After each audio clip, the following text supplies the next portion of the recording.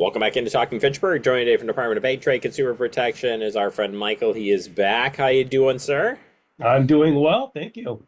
Thank you for joining. Today we're going to be taking a look at fake PayPal invoices.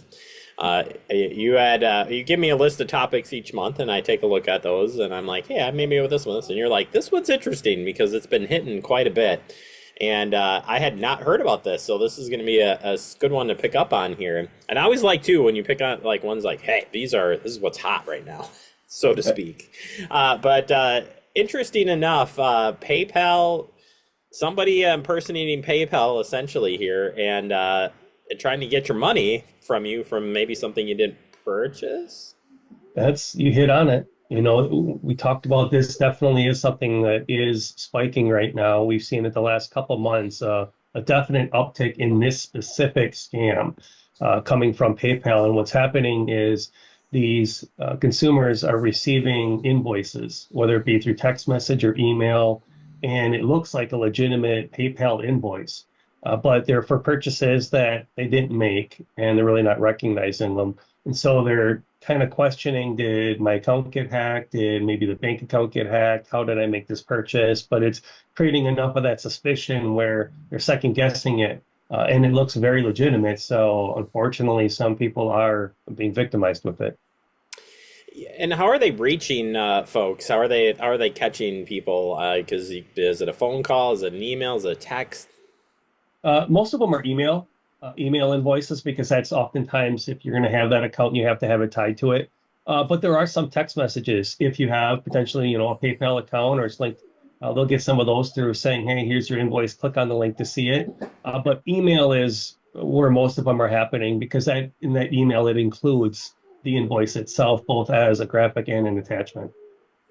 And so my guess is you start to interact with this email. The minute you click on something, it's taking you to a not so good area, and it begins the process of losing information and losing money pretty quickly. Yeah, it does. Some of them will include a phone number where they tell you, "Hey, give us a call here at PayPal for whatever," and most of the time that's a fake phone number.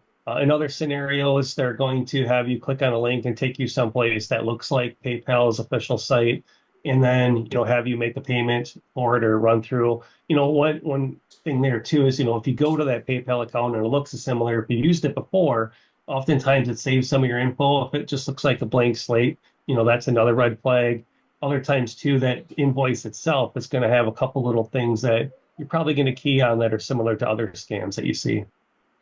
So ultimately here, let's talk about what we could not do in this scenario. So one that always stands out to me is not acting right away when you receive something. So how do you suggest people pull back? Because you see this, you kind of like, oh man, what is going on here? And I could see quick reaction, but what could be some steps maybe to like take a pause here and really think about what's going on? Maybe I just stole your thunder too.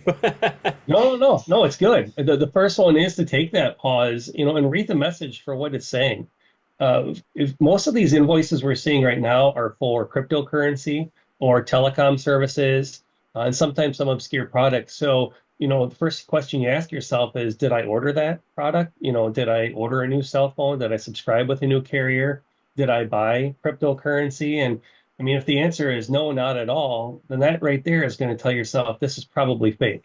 And, it's going to make you take that pause even longer. The second is start looking at some of the messaging. If those message says, it's urgent or it's alarming or they're threatening, and they're telling you, hey, you must do this right now, or PayPal's demanding that they're going to take legal action. All those are tactics and methods that they use to get you to react right away. And so that's why we want you to see those and identify them and be like, wait a second, I remember this. I'm going to hold on a second and take a step back. And then most importantly, don't react to any of those invoices that you're getting by email or by text message or any other method. If you get something and you think, you know what, I did buy cryptocurrency or I did recently change phone carriers, just go directly to PayPal site.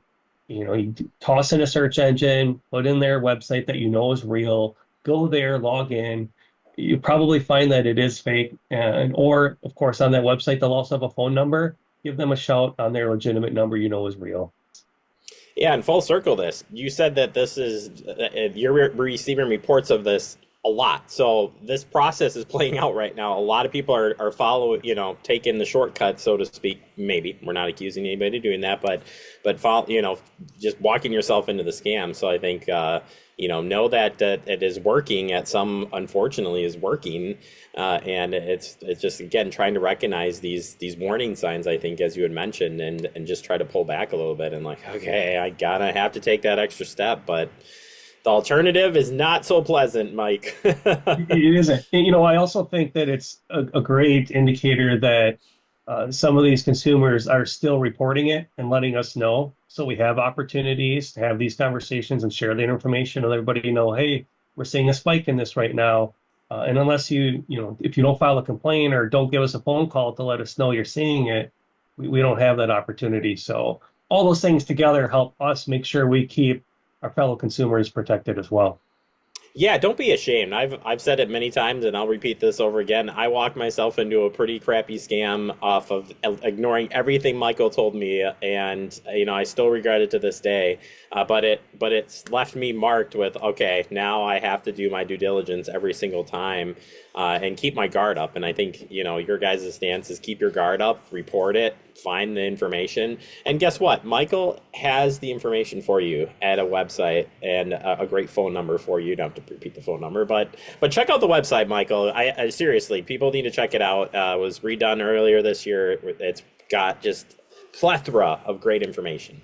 It does. Please visit us at datcp.wi.gov, and I'm happy to share that phone number. If you have any questions, you want to give us a call concerning this scam or other scams you're seeing, or you want to see if something might be real, you can call us at 1-800-422-7128. My gosh, he's got that memorized right there. He knows. He's on top of it. Michael, thank you so much for your help. Thanks, Jeremy. Appreciate the opportunity.